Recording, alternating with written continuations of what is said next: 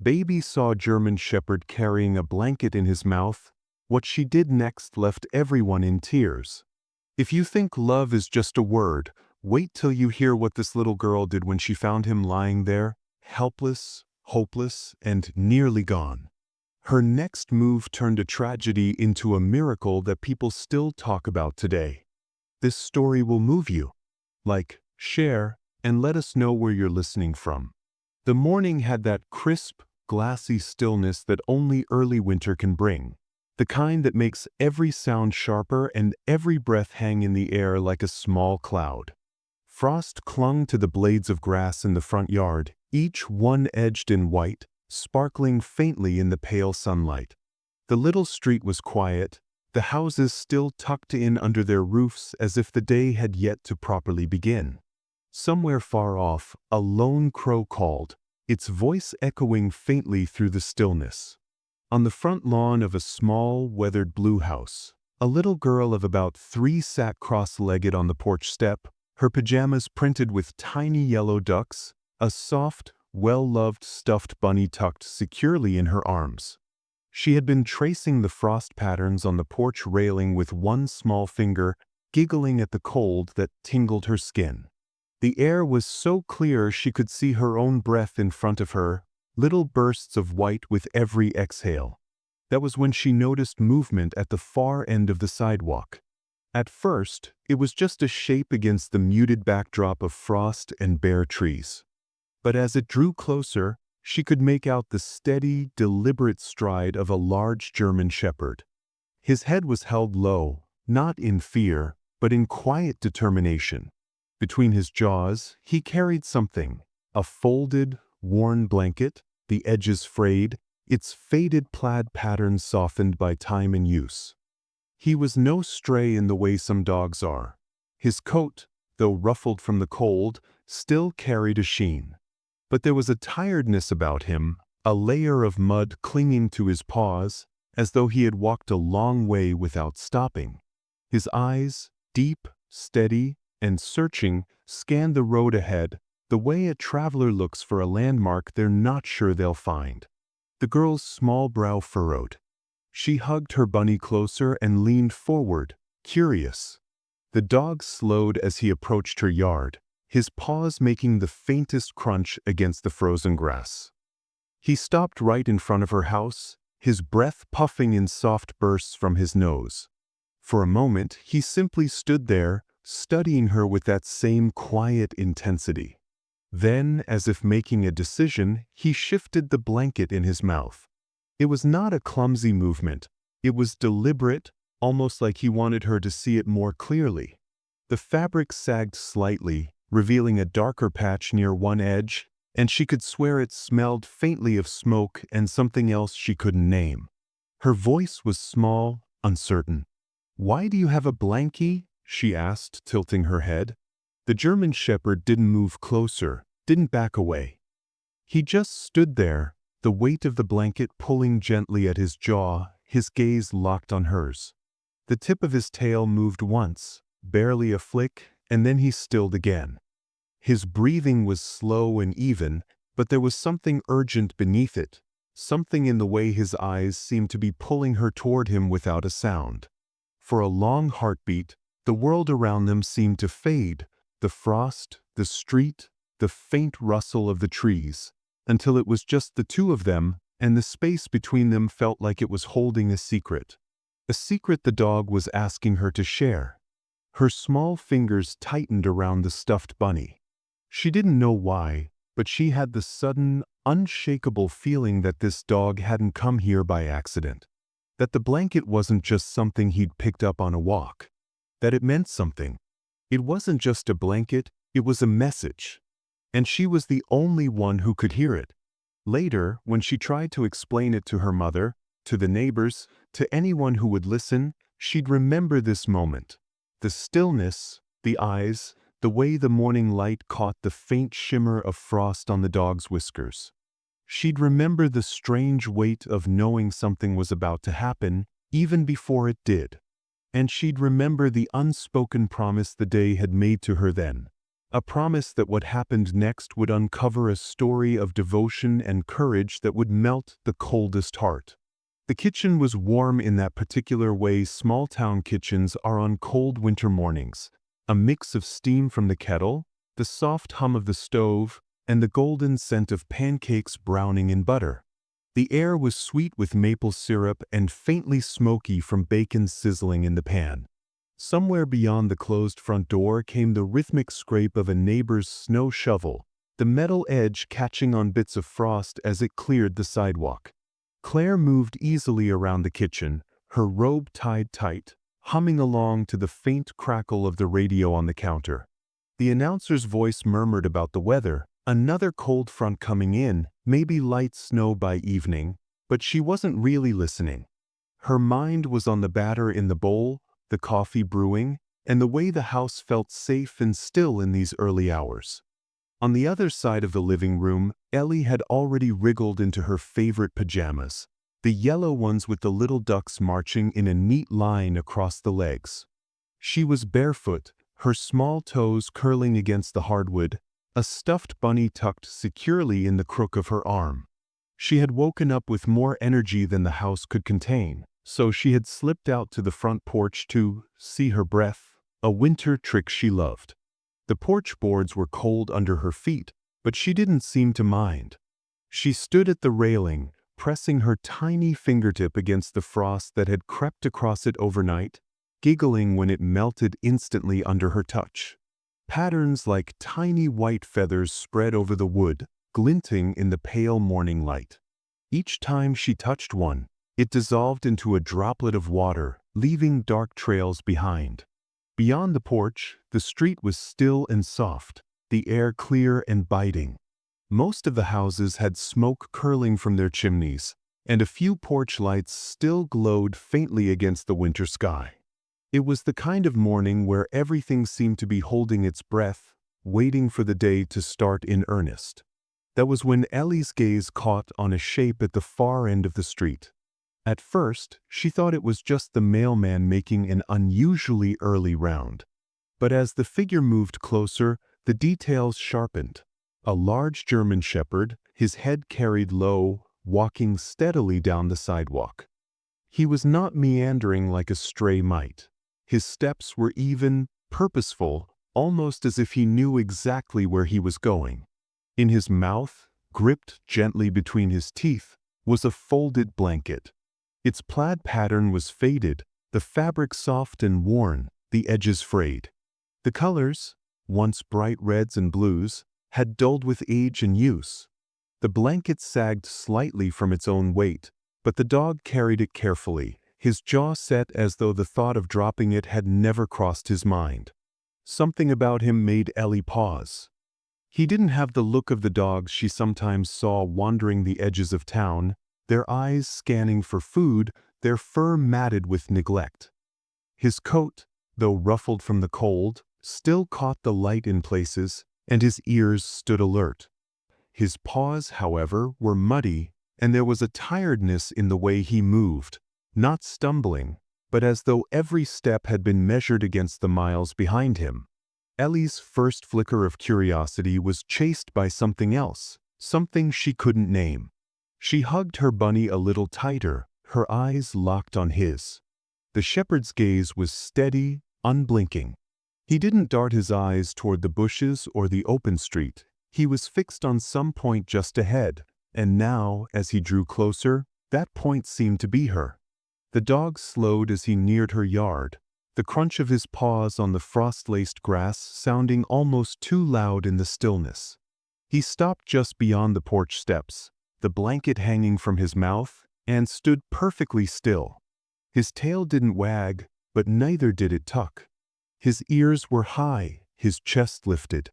Every line of his body spoke not of uncertainty, but of intention. Ellie tilted her head, mirroring him without realizing it. She didn't know much about dogs beyond the neighbor's gentle retriever, but something about this one felt different. He didn't seem to be waiting for food or attention. He seemed to be waiting for her. Behind her, Claire called from the kitchen, "Ellie, breakfast's almost ready." The scent of pancakes swirled out through the doorway, but Ellie didn't move. She glanced toward the sound, then back at the shepherd, afraid that if she looked away too long, he might vanish. The dog didn't budge. His eyes were still on her, dark and focused, and for a moment the rest of the street disappeared. There was only the soft white of her breath and his, drifting in the cold between them, and the quiet weight of something unspoken. She took a tiny step forward, her toes curling against the cold wood. He responded only by shifting the blanket in his mouth, adjusting it as if to show her more of it. The fabric swayed slightly, catching a faint gleam of frost along one edge. Ellie didn't know why, but her heart beat a little faster. She was still just a little girl in duck print pajamas, barefoot on the porch, but she felt like she'd just been given a secret. And though she couldn't have explained it in words, she understood one thing with certainty. The dog hadn't wandered here by chance. This was no stray on a winter morning. This was something else entirely. ChatGPT said, "The blanket hung from the German shepherd's mouth like a story waiting to be told." Up close, Ellie could see how its colors, once deep red and navy blue, had been softened by years of use, the plaid pattern broken in places where the fabric had worn thin. The edges were frayed, curling inward as if they'd been worried by teeth or fingers over countless nights.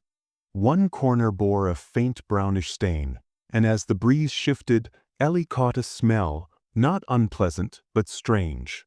It was the scent of the outdoors, of damp earth and cold air, with something else beneath it, a faint trace of smoke, maybe even ash. She tilted her head, still clutching her stuffed bunny, and squinted at the dog. He shifted his weight slightly, as though to keep his balance, but didn't move away. His jaws held the blanket with surprising gentleness, his grip firm enough to keep it from slipping but not tight enough to crease the fabric. It was as though the blanket wasn't just cargo, it was precious. "Mom," Ellie called over her shoulder, her voice urgent but not loud enough to break the stillness. "Mom, come look." From inside, there was the scrape of a chair and the soft pad of slippers on the hardwood. Claire appeared in the doorway, wiping her hands on a dish towel, a thin curl of steam from the kitchen trailing after her. "What is it, Ellie?" Ellie pointed toward the shepherd, her eyes wide. "He's got a blankie." Claire stepped onto the porch, her gaze falling on the dog. Her eyebrows lifted, but the reaction was mild, the kind you give when you spot a neighbor's wandering pet. "Just a stray," she said with a small shake of her head. "Probably found it somewhere. Poor thing looks tired. Come on inside before your toes freeze." But Ellie didn't move. "No, man, he's trying to show me something." Claire's mouth softened into a patient smile, the kind you use when humoring a child's imagination. "Honey, dogs carry all kinds of things around. Sticks, shoes, toys." "This isn't a toy," Ellie interrupted, her voice firm in the way only a 4-year-old's could be when she believed she was right. The shepherd flicked his ears at the sound of her voice, but his gaze stayed steady. Claire gave him another quick glance, noting the way he stood, not shifting from paw to paw like a nervous animal, not glancing around for scraps or escape routes. His body was still, his tail low but not tucked, his eyes fixed as though he had chosen this spot and would remain here until something happened. From across the street, Mr. Langford emerged from his front door, bundled in a heavy coat and knit cap, his breath puffing in the cold. He paused to wave at Claire, then noticed the dog. "Huh," he muttered, shuffling closer to the edge of his driveway. "That's the second time I've seen that fella this week. Passed by yesterday morning, too. Same thing in his mouth." Claire turned toward him. "The blanket." "Yep, same one." He squinted, his brow furrowing. "Didn't think much of it at the time, but now that I see him again, that's odd, isn't it? Dogs don't usually keep hold of things for days." Ellie, emboldened, stepped down one porch step.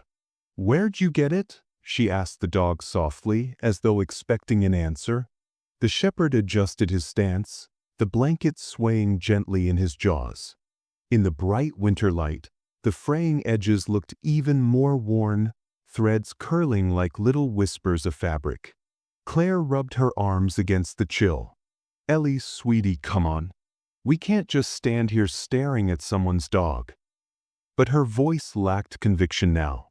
There was something about the dog's focus that had begun to work under her skin. Ellie kept her eyes on him. "It's for someone," she said matter-of-factly. "That's why he won't let go." The words, innocent as they were, sent a small shiver down Claire's spine. She glanced at Mr. Langford, who had stopped fiddling with his gloves to watch the dog more closely.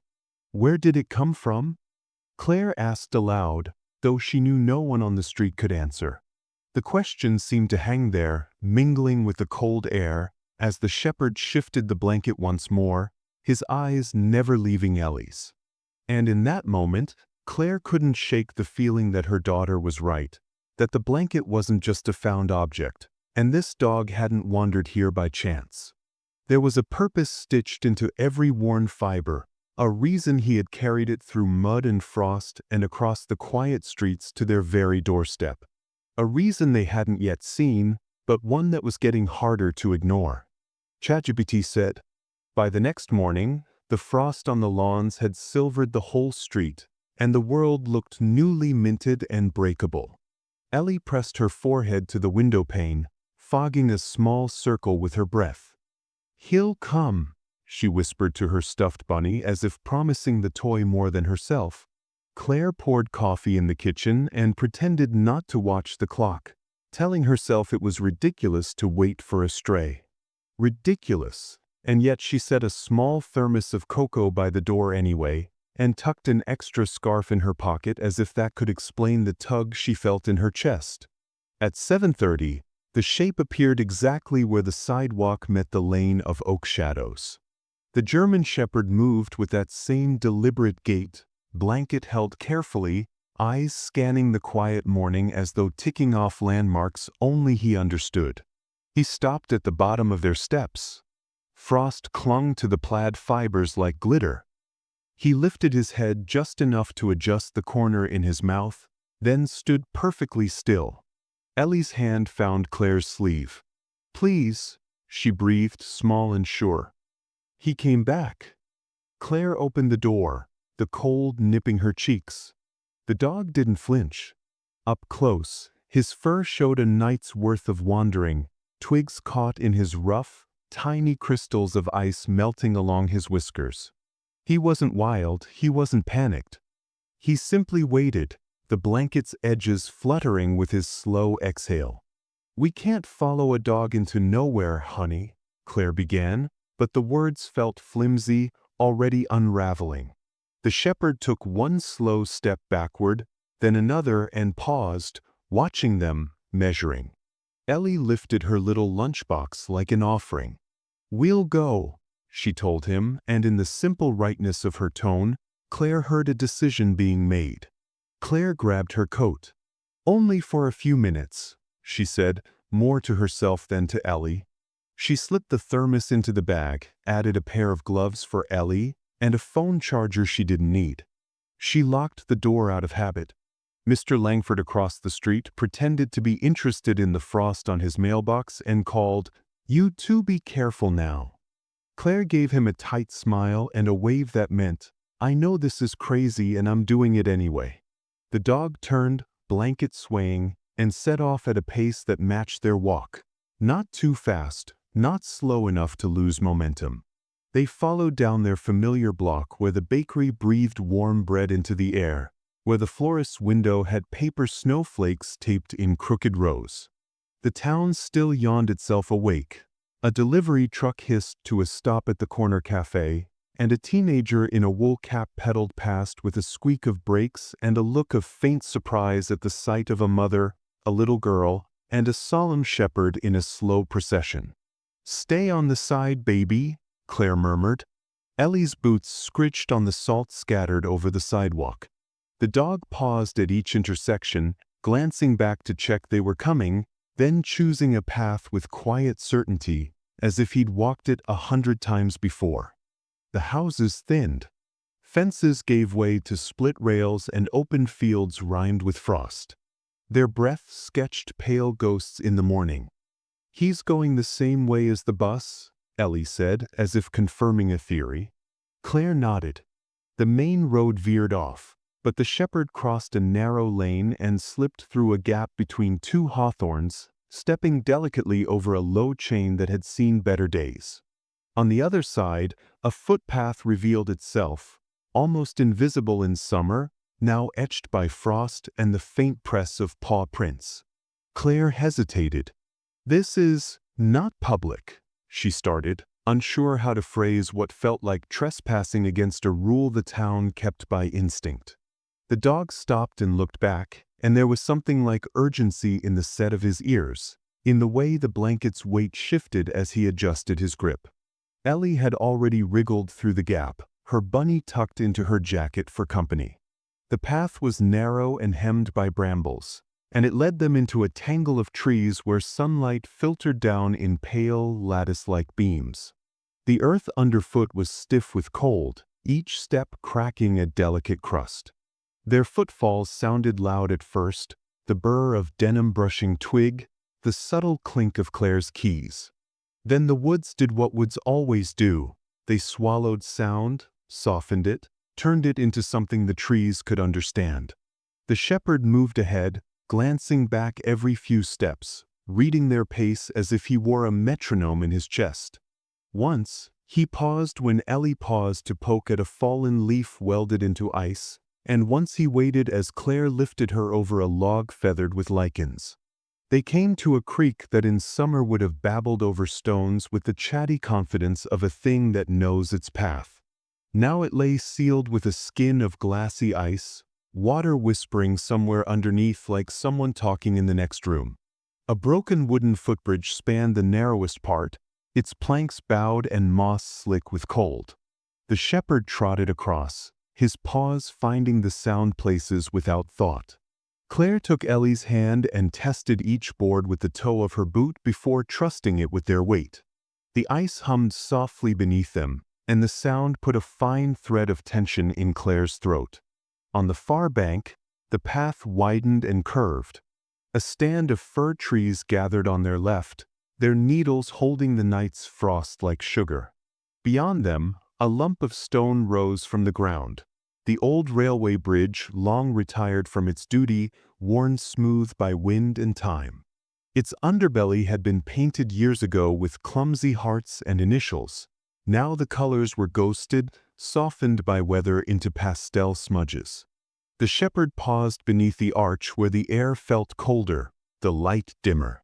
He set down the blanket for the briefest moment, shook his coat once, and picked it up again, eyes tipping to them as if to say, "Keep coming."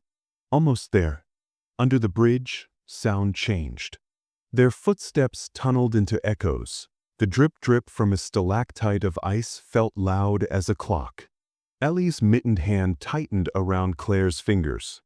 "It's like a cave," she breathed in a tone that was part awe, part caution.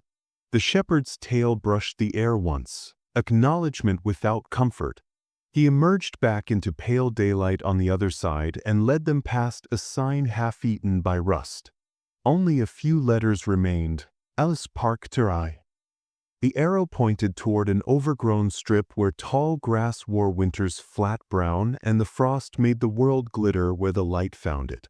Claire's phone buzzed with a calendar alert, a reminder about the grocery list she'd planned for later, a laughably ordinary chime in a morning that had slipped sideways into something else. She silenced it without looking and listened. The farther they went, the less the town intruded, no distant lawnmower, no rumble of early trucks. Even the birds were quiet, only the occasional wing flicker in the scrub. The shepherd's breath puffed rhythmically, the blanket's edges swaying like a pendulum.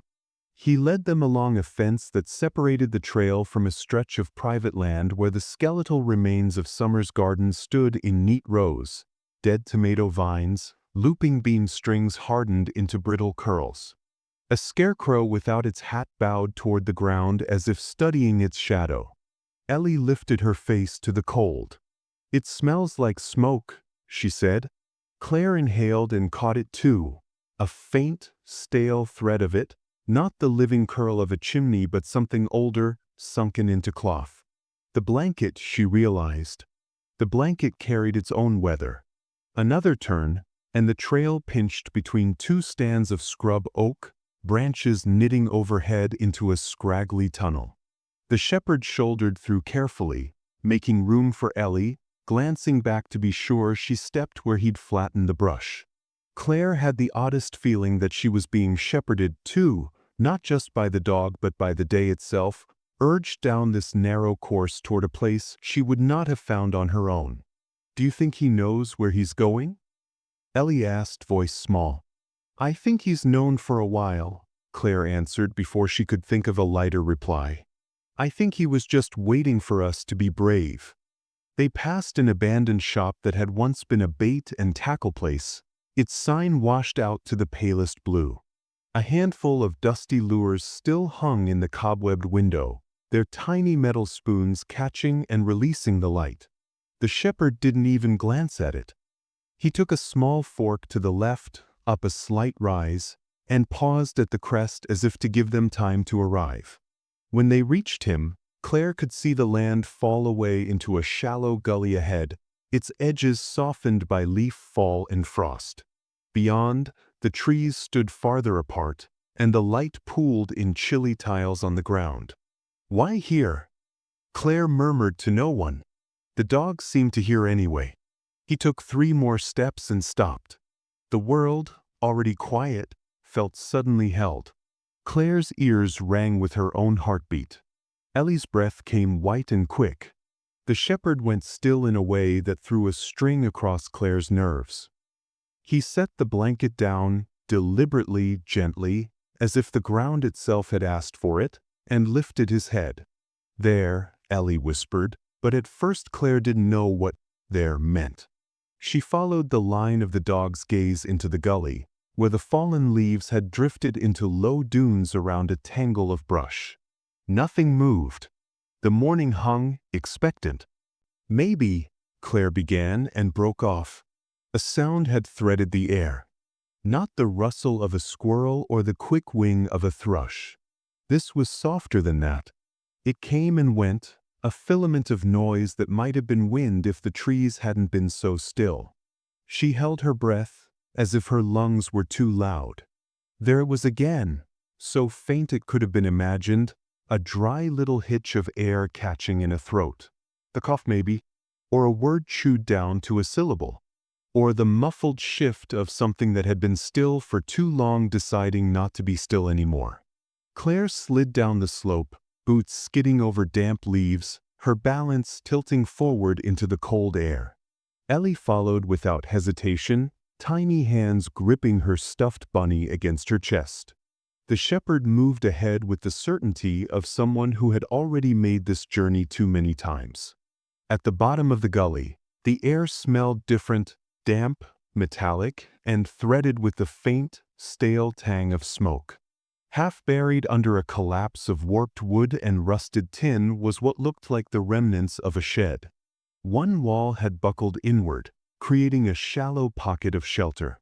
Inside that pocket, curled like 2 commas pressed together, were a young woman and a child no older than 2. The woman's skin was pale with the blue tint of someone who had been too cold for too long. Her hair clung in damp strands to her cheeks. She was wrapped only halfway in a sleeping bag whose zipper had split, exposing her sweatered shoulders to the wind. Her eyes fluttered open when Claire's shadow crossed her, but the movement seemed to cost her. Beside her lay the child, small, still, cheeks flushed not with warmth but with feverish pink. A torn, thin blanket was wrapped haphazardly around the toddler's shoulders, the edges tucked under a chin so tiny it made Claire's heart thud painfully in her chest. And even in her shock, she saw it. The fabric was the same pattern, the same worn plaid as the blanket the dog carried. The shepherd stepped forward and, with a tenderness that made Claire's throat close, set down his half of the blanket beside the woman. He nudged it toward the toddler, the tip of his nose lifting it gently toward the child's chest as if to say, "Here, finish the wrapping." The woman's lips parted in a soundless thank you. Claire dropped to her knees, pulling her phone from her pocket with fumbling fingers. "I'm calling 911, she told the woman, even as she pressed the number, the urgency in her own voice surprising her. She gave their location in clipped words, describing the old trail, the railway bridge, the gully, her eyes darting constantly between the woman's shallow breaths and the toddler's too-still form. Ellie had crouched beside the toddler, her bunny lying on the ground next to her like it too was keeping watch. "Hi," she whispered to the child, as if waking someone from a nap. "It's okay. We brought your blankie back." She tucked a corner of the newly delivered blanket around the toddler's knees, her small fingers working clumsily but with deep care. The woman's eyes fluttered again, catching on Claire's face. Her voice was a rasp, the kind that sounded scraped raw from thirst. "Broke down on the road," she managed. Each word seemed to steal from her strength. "I'd hate to get to him." She glanced weakly toward the shepherd, her cracked lips curling just slightly. "He wouldn't leave us."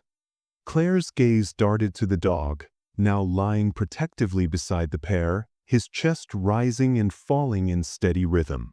Mud clung to the longer fur of his legs, and there were burrs tangled in his tail, but his eyes were alert. It struck her that he wasn't just guarding them, he had been working. The woman's voice broke, and she coughed into the crook of her arm. He went back and forth, thought someone would follow. Her hand moved weakly toward the toddler, resting over the small rise of the child's ribs. "Days?" she whispered. "3, maybe 4. Claire's throat tightened. She imagined the shepherd trudging from this hidden hollow to the edges of town, standing in the street with that blanket like a signal flag, waiting for someone to understand.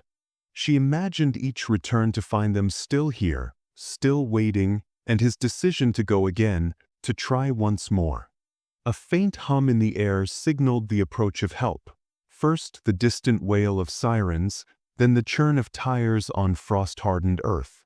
Claire turned toward the sound, relief flaring in her chest like a match struck in darkness. The woman's head lolled slightly. "Thank you," she murmured, her eyes not on Claire but on the shepherd, who leaned forward to nuzzle her shoulder. The sound of boots on leaf litter grew louder, followed by the bright flash of jackets through the trees. "Over here," Claire called, her voice slicing the cold. Two imnis appeared, their expressions tightening at the sight before them. In seconds, they had blankets, real, thick, thermal blankets, around both the woman and the toddler. The crew moved with quiet urgency. One checked vitals, another prepared the stretcher, their hands practiced but careful. Ellie backed away to give them space, clutching her bunny again. The shepherd stepped aside too, though his body stayed angled toward them, every muscle poised to close the gap if needed. Claire noticed one EMT glance at the dog, then at the matching plaid blankets, his brow furrowing as if piecing together the unlikeliest part of the story. As they lifted the toddler into the waiting stretcher, the child stirred faintly, a soft whimper escaping. Ellie's shoulders dropped in visible relief. "See," she whispered to her mother. "They're going to be okay." Claire knelt beside her, brushing a curl of hair from Ellie's face. "Thanks to him," she said softly, nodding toward the shepherd. The EMTs moved up the slope with their precious cargo, the sound of their boots crunching against frost receding into the air.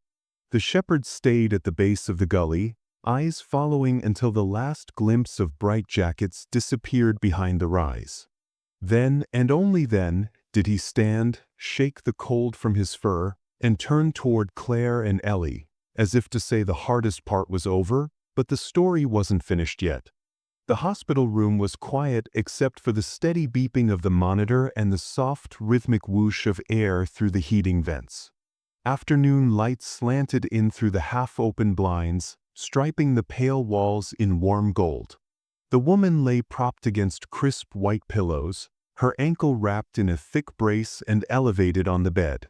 The toddler, now awake and rosy-cheeked under a fleece blanket decorated with cartoon moons, was curled in her lap, clutching a paper cup of juice with both small hands. Claire stood just inside the doorway, Ellie's fingers looped through hers. The shepherd, Ranger, as they now knew, sat at the foot of the bed, his body relaxed but his eyes never leaving the two people in it. The hospital had made an exception for him. No one on the staff could quite argue with the idea that he belonged there. "You came," the woman said softly when she saw them, her voice steadier than it had been in the gully but still edged with fatigue. "I never even asked your names."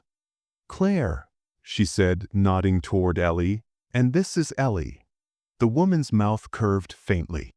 "I'm Hannah," she said, smoothing the toddler's hair. "And this is Mason." Ellie waved shyly at the boy, who gave her a small, sleepy smile in return. Hannah took a breath, her eyes flicking to Ranger before she began. "We were driving through, headed to stay with my sister. The weather was worse than the forecast said. One of those back roads you think will save you time. It had a patch of ice I didn't see." She paused, the memory tightening her voice. "We slid right off into the ditch. The car wouldn't budge." Claire could picture it, the hidden stretch of road, the sudden loss of control, the jolt when the wheels hit frozen ground. "I tried to get out, but when I stepped wrong, something gave in my ankle." Hannah's hand brushed lightly over the brace. "I couldn't walk more than a few steps."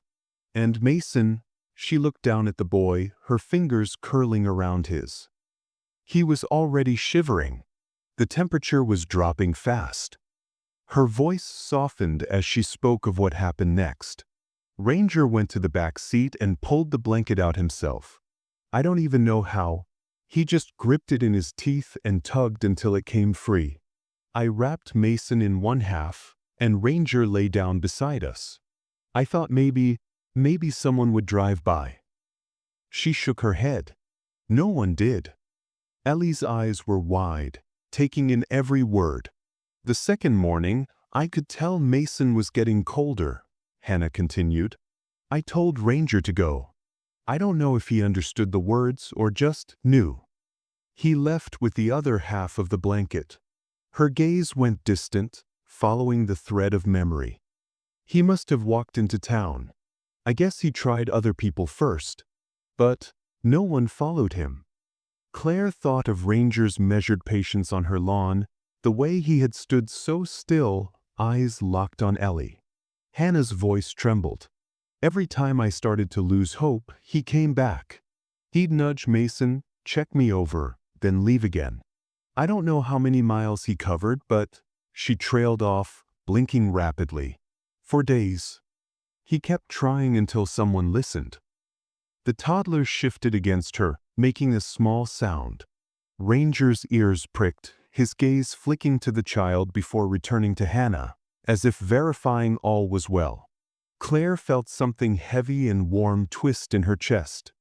"He's extraordinary," she said quietly. Hannah nodded, her eyes glistening. "He's family. But he's more than that. Partner. He always has been." Her hand dropped to Ranger's head, fingers threading into the thick fur between his ears.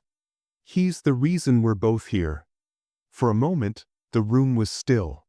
The hospital noises seemed distant, as if the world outside had paused to make space for the truth of it, the bond between human and animal, the unspoken trust that had carried them through cold and distance and the stubborn indifference of strangers. Ellie stepped forward, her bunny clutched under one arm. She reached out to touch the edge of the plaid blanket folded neatly on the chair beside the bed. "It's warm now," she said, her voice soft but certain. Hannah's lips curved. "It is." She glanced at Claire. "I don't know how to thank you for following him." Claire shook her head. "It wasn't me." Ellie knew. She said he was trying to show her something. At that, Hannah looked at Ellie, her expression shifting into something deep and searching. Then you understood him. Not everyone can. Ellie smiled shyly and nodded toward Ranger. He told me with his eyes. Ranger's tail moved once across the floor, a slow, quiet thump. Beneath it was a photograph taken at the hospital. Ranger sitting upright beside Hannah's bed, his dark eyes steady on the camera, the plaid blanket draped over the end of the mattress. Mason was in his mother's lap, cheeks pink, clutching a stuffed bear nearly his own size. The caption called Ranger a four-legged hero of uncommon loyalty, but in town, people were already just calling him our dog. That Saturday, neighbors began appearing at Hannah's temporary place, a small rental on the edge of town, with bags of warm clothes for Mason, tins of soup, and grocery store gift cards. Mrs. Kruger from the bakery brought a box of fresh rolls and slipped a tiny gingerbread man into Mason's hand, whispering, "This one's for you, sweetheart." The high school's woodworking club delivered a handmade toy box, the words Mason's Treasures carved into the lid. Ranger sat near the door through it all, thumping his tail softly at each arrival, leaning just enough to accept a scratch behind the ear before returning to his post beside Hannah. He didn't roam the neighborhood or bask in the extra attention. He seemed to understand his job was still to guard the two people he'd carried through the cold. Ellie came by almost every day, sometimes with her mother, sometimes holding her grandfather's hand. She always brought something, a drawing of Ranger with a superhero cape, a packet of treats from the pet store, or simply her bunny so Ranger could meet him again. She introduced him to anyone who would listen, the postal carrier, the librarian, even the man refilling the vending machines at the hospital. "This is my hero friend," she'd announce, chin high with pride. "He asked me for help and I said yes." The phrase caught on in small ways. One afternoon at the cafe, Claire overheard a man joking to his friend, "You see someone walking toward you with a blanket in their mouth, you say yes." It became a kind of shorthand for helping without hesitation, for trusting that sometimes the strangest requests were the most important. Hannah seemed both humbled and overwhelmed by the town's generosity. "We were just passing through," she told Claire one morning as they folded donated baby clothes into neat stacks. "But all of this, makes it feel like we've lived here for years." Claire smiled. Small towns take loyalty seriously. Ranger made sure they saw his. There was laughter, too, small, gentle moments that softened the memory of the cold and the waiting. Like the time Mason toddled to the door with one of Ranger's paws clasped in his hand, announcing solemnly, "Walk now," while Ranger patiently sat in place, clearly unwilling to leave without his leash. Or when Ellie brought Ranger a squeaky toy shaped like a sandwich, and he carried it around for half a day before finally setting it next to the plaid blanket, as though the two belonged together. The Chronicle ran a follow-up piece the next week, including quotes from people who had seen Ranger in town before Claire and Ellie followed him. "I thought it was funny, him walking with that blanket," one man admitted. "Didn't realize he was on a mission." Mission. The word felt right. And while the town had other news, winter festival plans, road repairs, the high school basketball team's win streak, it was Ranger's story people kept returning to. In the checkout line, at church potlucks, waiting for coffee, they'd lean in to share it again, as if passing along something fragile and worth keeping. Through it all, Ranger remained close to Hannah and Mason. He'd lift his head when visitors came, watch until he knew they meant no harm, then settle back at Hannah's feet. On good days, Hannah took him for short walks around the block, Ellie sometimes trotting beside them, mittened hands swinging. On those walks, strangers stopped to greet him, many bending down to meet his eyes, some whispering thanks they might not have been able to explain. It was a simple kind of fame, the kind that doesn't fade quickly because it's rooted in something true. And in a town where people still waved from their driveways and knew which days the mail came late, the story of a dog who carried half a blanket into town, again and again, wasn't just news. It was a reminder that even in the coldest stretch of winter, there were warm hands and open doors waiting. All it took was someone willing to follow. The morning of their farewell was clear and cold, the kind of winter day that felt washed clean, each shadow sharply drawn on the frost-tipped ground. Claire and Ellie waited on the same front porch where this whole story had begun.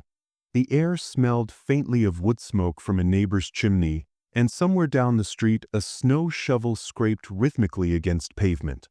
Ellie was bouncing on her toes, a knit hat pulled low over her ears. She clutched her stuffed bunny in one hand, the other buried deep in her coat pocket. "Do you think he'll remember me?" she asked for the third time that morning. Claire smiled, brushing a stray curl from her daughter's cheek. "Sweetheart, he couldn't forget you if he tried." A shape appeared at the far end of the street. Hannah, bundled in a long coat, a scarf wound high against her cheeks, and beside her, Ranger. Even at this distance, his gait was unmistakable, steady, purposeful, each step falling in rhythm with Hannah's.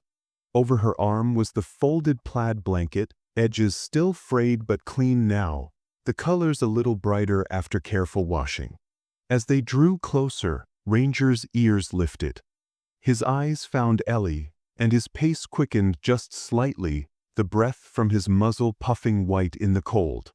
Ellie bolted down the steps, her boots kicking up tiny crystals of frost. She dropped to her knees in the yard without hesitation, holding out both arms. Ranger trotted the last few yards and leaned into her, pressing his head against her shoulder with a quiet, rumbling sigh. Ellie buried her face in his fur, giggling into the warmth, her mittened hands gripping him like she might anchor herself there forever. "Hi, hero friend," she whispered. Claire saw Hannah watching them, her eyes bright. "I wanted to thank you again," Hannah said as she reached the porch. "You followed him when no one else did. I don't know how I'll ever repay that." "You already have," Claire said softly, nodding toward Mason, who peeked from behind Hannah's leg with a shy smile. Hannah's gaze softened. "We'll be heading to my sister's soon, but I promise we'll visit. This place," she glanced around the quiet street, "and the people in it, it's part of our story now." Ellie looked up at Ranger. "You're going to have new adventures," she told him seriously. "But you have to remember me, okay?" Ranger's tail gave a slow, steady sweep against the frosted grass, as if sealing a promise. Claire took in the moment, the dog, the child, the folded blanket across Hannah's arm, and felt the weight of it settle warmly in her chest. She thought of the first day she'd seen him, standing silent in the street with that same blanket, eyes speaking to a little girl who had been the only one to listen. She crouched beside Ellie and brushed a gloved hand along her daughter's shoulder. "You know," she said quietly, "sometimes the smallest voices hear the loudest cries for help." Ellie tilted her head, thinking about it. "Because we're closer to the ground?" she asked with innocent logic. Claire laughed, but her eyes stung. "Maybe. Or maybe because you were listening in the right way." Hannah gave Ranger's leash a gentle tug, and he stood. Ellie gave him one last hug, pressing her cheek to his neck. Then she stepped back, watching as he fell into stride beside Hannah, his head high, the winter sunlight catching in his fur. Their breath rose in soft clouds that trailed behind them like pale banners, fading into the crisp air. As they reached the end of the block, the plaid blanket shifted on Hannah's arm, catching a stray beam of sunlight that made its colors flare briefly against the pale day. Then they turned the corner, and the street was quiet again, save for the faint echo of footsteps fading into memory. Claire rested her hand on Ellie's shoulder. "Come on," she murmured, "let's go inside and get warm." But for a moment, they both stood there, looking toward where Ranger had gone. Later, when Claire told the story to friends and neighbors, she always ended it the same way, with the reminder that kindness can change the ending of someone else's story and that help doesn't always arrive in the shape you expect. Sometimes it comes on four legs, carrying half a blanket, waiting for someone to understand. And for those who listened, the message lingered: be kind to animals. And never, ever ignore a cry for help, no matter the form it takes. Every story leaves a mark. If you felt the magic in today's tale, share your thoughts with us. Don't forget to like, share, and subscribe for more stories that remind us of the wonders in life. See you next time, and keep the mystery alive.